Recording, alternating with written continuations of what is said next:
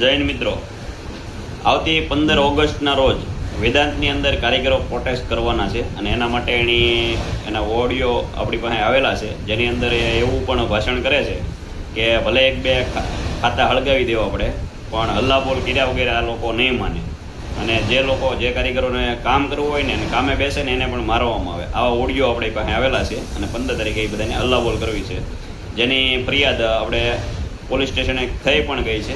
છતાં પણ આ વિડીયો આપણા ટેક્સટાઇલ યુનિટ જે આપણે ચલાવે છે ને એવા ભાઈઓ માટે બનાવ્યો છે કે આપણે આપણા મકાનના દસ્તાવેજો કોક પાસેથી વ્યાજે પૈસા લઈને એફડી કરાવીને આ બધા ધંધા આપણે કરી રહ્યા છીએ અને પૂરેપૂરા પગારે આપીએ છીએ. કારણ કે 25,400ના મશીન બીટ્સના છે કે 27,400ના છે, બધામાં 35,000 પગાર છે પ્લસ બોનસ આપીએ છીએ.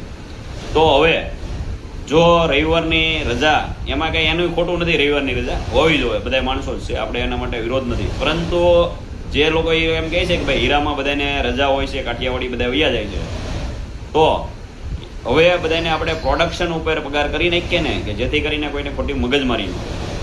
બરાબર છે?